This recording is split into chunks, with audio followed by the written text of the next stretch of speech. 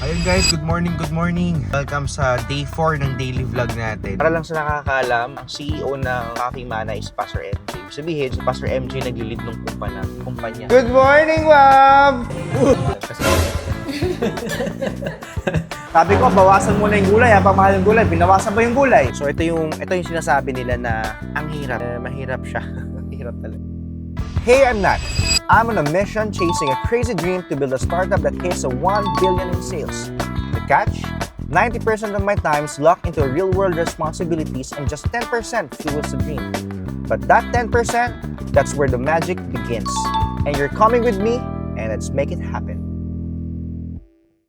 Ayun guys, good morning, good morning. Welcome sa day 4 ng daily vlog natin. Medyo napuhit tayo. Hirap pa ako makatulog kagabi dahil siguro late ako nagkape. Mga bandang 2, 3 o'clock yun eh. So iiwasan na natin yun kasi pag marami akong iniisip tapos may kape, hirap makatulog. Susunduin ulit natin si Jabez today. Tayo na agad natin siya kasi magsa 7 na rin. Let's go. Yun, sundo na natin si Jabez. Uwi tayo ng school niya, atid natin siya. Sa pag ganito na yung parang video natin, nandiyan na si Jabez. Kasi madalas puro selfie eh. So ngayon is a very, very special day. Nag-soft opening kasi kami sa Cafe Mana, August 16. Kasi ngayon, no? Ay, 15 pala. August 15 noong 2023. So 2 years na tayo ngayon. Pero soft launch kasi. Pero still, celebrate pa rin natin. Medyo nalilito nga kami kung ito ba yung anniversary ng soft opening o anniversary noong grand opening. September kasi yun. Pero na namin sa post na nag-decide pala kami last year na celebrate na. Kaming prepare. Actually, idea ito ni Pastor MJ. May mga changes na ginawa sa mga menu. So, what out dun? Sobrang ganda nung idea. Implement natin, tinignan. Galing. Sobrang ma-enjoy nyo yun for sure. Para lang sa nakakaalam, ang CEO ng Coffee Mana is Pastor MJ. Sabihin, kung ano yung baga siya yung nag-lead. Si Pastor MJ nag-lead ng kumpanya. Saan tayo pupunta? Ngayon ako naman sa operations. Kumbaga, I'll make sure na maging effective at efficient yung magiging yung pupuntahan o kaya kung paano gagawin. So, punta tayo Cafe Mana saglit. Mabilis lang bago atin ihatid si Jabez kasi sobrang inaantok ako guys. Ayun guys, weather update. Medyo makulimlim pero may araw naman na. Sa iwasan natin magkasakit. Good morning, Wab! Oh, morning shift. Ma'am, coffee kami, coffee. So yun, punta na tayo. Hindi ko alam ba't kaya gano'n. Puro ako yun. Ihahatid din natin si Jabez. So medyo traffic na naman. Maganda pala pag ganito rin. May kasama ka kasi may accountability rin. Kanina medyo parang yun nga, puyat. Ang hirap bumangon. Pero wala eh, may nag-aantay sa'yo eh.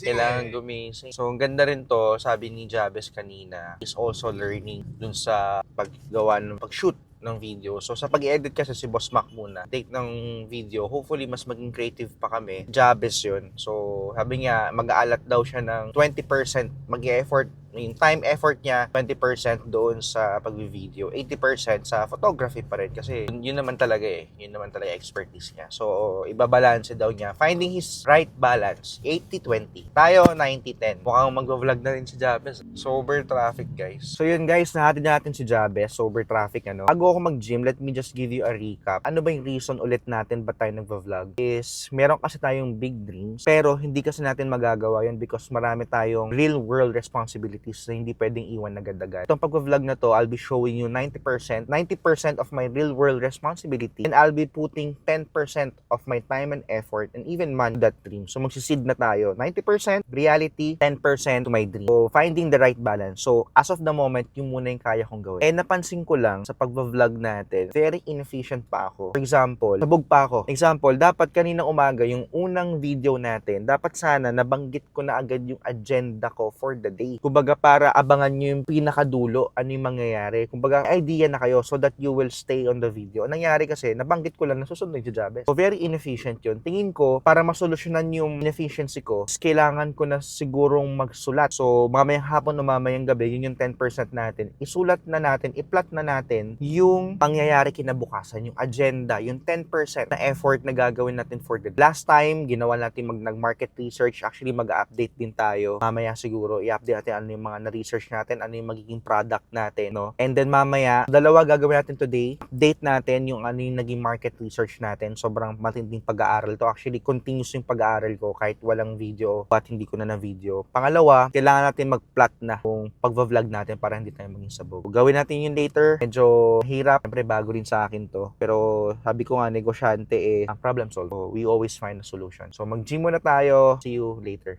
Let's do this.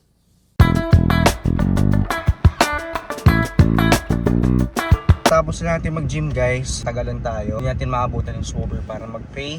Pero wala, hirap talaga magbuhat pagpuyat. Talaga nakatulog. Hindi talaga ako nakatulog kagabi na maayos eh. So baka idlip ako, late tayo lalabas ngayon, lunch na. Para makaregain ng strength. Tapos yun yung first meal natin, lunch. Lagi tayo fasted eh. Tagalan tayo mag-gym, puyat, pagod. Labas ulit mamaya. Let's go. Ayun guys, time check 2 PM. So nakatulog tayo na maayos. So meron na tayong energy ulit. Meron tayong special guest today. Sama ko si mother. Hatid lang natin siya and then pupunta kay Sir Andy. Nag-chat siya. Mag-meet kami today. And then after na kay Sir Andy, magsusober tayo. May taste test tayo for student bowl kasi malakas yung mga students eh. Then after mana tayo mag-works go. Andun si fiancé. Let's go. So yun guys, dito tayo sa office si Sir Andy. Naging traveling tours. Natanong tayo regarding mga visa. Sir, thank you so much po, Sir Andy. Madam, thank you. Madamay po kayo sa vlog ko. Pamiting tayo sa mga supervisors ng Operation Kitchen. Magka-taste test tayo ng new menu for student bowl. Oh yes. Sir, bali ito, yung sa salt pepper na pork. Ito yung cornstarch and then ito yung sa wet butter natin. Ito yung cut ng orange chicken natin para sa hot shots. Ito yung mas malaki ng konti. Kasi ito yung sa... Pero ito yung tofu. dami. Ito yung gusto mong dami. Yes sir. Kumbaga customize lang yung cut nito sir. Ito yung cut ng orange chicken natin. Para mas okay ito pang hot shots. Na-prepare ko kanina eh. Nung sabi mo sir na gagayat ka na. Kaya lumamig na rin. Dagdagan mo pa ng ano boss? Konting alat sir. Saka yung parang may pula-pula yun eh. Sir. Mag-a-adjust din doon. Ito. Ito yung cornstarch sir. Tapos ito yung sa wet butter natin. Salt pepper na... Ano? Ano sa akin? Ito. So medyo may ahang talaga siya.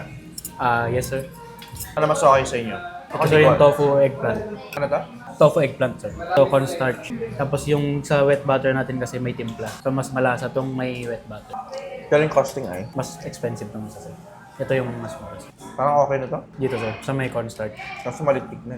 Sir, maliit talaga siya. Para doon sir, sa may... Ito lang. Pero kung partneran ng kwan sir, medyo kwan na din eh. May flavor na rin yung fried rice natin. So, possible na, ayun sir, kumbaga magmamatch. Ito boss, since malalaki siya, mas konti yung ano niya. Kasi coated siya. Boss Mac, pakizoom na lang yung subo ni Ma'am Friday. Zoom mo. Ito sustainable tayo dito. Basta yung kwan sir. Ito guys, kumbaga para kasi maraming kabilang natin church kasi at school kasi. Kaya medyo priority natin yung mga students. Hindi mo yan dito sa pork na medyo may pagka-spicy. Spicy salt pepper ba? Parang nga, pwede. Pero pwede tanggalin. Pwede sir. Sa chicken mas okay to. Mas malaki sir. Kasi hindi mo na i-coat kasi to eh. Yes, sir. Yan na mismo yan eh. Tama? Yes sir. Tapos ito sir, papasamahan pa natin? Or submit ko na lang sir, bali dalawa. Yung mayo at tapos yung green. Ito dapat may CD. Ready sa sir, halo. Bali tatlo sir, yung pork, tofu, and then chicken. Tapos costing agad na to boss, pasend ako. Okay sir. So, para pa Ang talong naman, mura lang talong. So ngayon medyo mataas, nasa 120. Pero yan sir, ang ginamit ko lang is 200 grams. Pero marami yan sir. Ang diskarte lang naman ano eh. Basta meron tignan. Kasi ang habol natin dito yung lasa. Pero yung sa size niya sir, ganyan na or mas maliit pa parang dun sa Tama student na. meal natin. Ganyan na rin sir. Pause natin to. So, magbabay naman kayo ah. Bye-bye! Wag lang babagsak yung performance ng bawat isa. Ang nangyari kasi, ano yun eh, performance ng restaurant yun ma'am, yung net. Sabihin, tumaas ba yung pasahod? Tumaas ba yung mga bilihin? Bumaba ba yung bilihin? Nakapag-adjust ba nung tumaas yung bilihin? Nung nakita niya, kasama ko sa palengke, karne, alam ko rin presyo. Bigas, alam ko rin presyo. Alam ko lahat. Sabihin, okay, aras, ito gagawin natin. Kasi kahit konting kamali lang natin guys, maapektuhan talaga tayo. Yun yung nawala sa atin. Kung dapat sa atin, dapat sa negosyo mo, imagine mo sila, negosyo mo, dapat sa'yo yun eh. Dahil yung performance natin, hindi same last month, ang laki. Nangyari yon kasi may pinabayaan at kinonsinti. Pinabayaan natin na hindi nasunod yung standard. Hindi nasunod yung standard. Sabi ni boss, bawasan. Sabi ko kasi bawasan yung rice. Binawasan ba yung rice? Sabi ko, bawasan muna yung gulay. Habang mahal yung gulay, binawasan ba yung gulay? Paulit-ulit yung microwave. Alam nyo, yung lunchtime, yung bowl, dapat minsan ang luto na yan para mainit. Yung kanin. Kasi LPG, maraming factors. Kinonsinti, ano yung kinonsinti? Hinayaan kong tamad. Hinayaan natin maging tamad. Hinayaan lang natin maging okay na ganito lang. Kinonsinti ko. So, okay naman na to, San. So yun guys, time check, 5:03 PM. So kakatapos lang natin makipag-usap sa Team Kitchen, Team Bar ng Sober.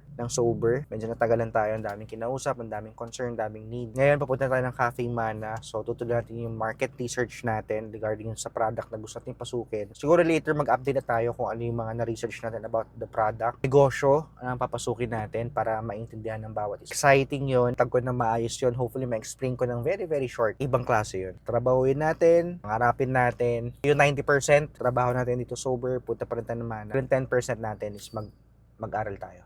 Alright, let's go.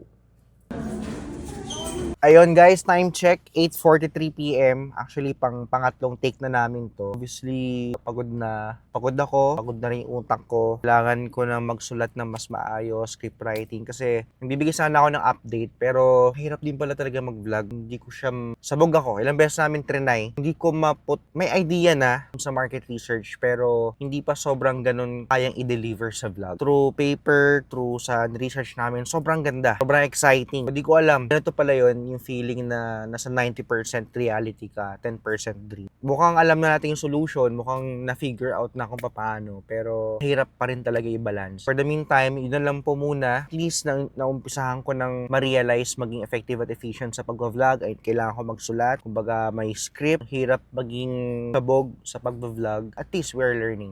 May idea na, ulitin ko, company name, may idea na sa produkto, anong papasuking industriya at anong produkto, meron na. And hopefully, by tomorrow, kaya ko siyang i-deliver na mas maayos. So, ito yung sinasabi nila na ang hirap. Mahirap siya.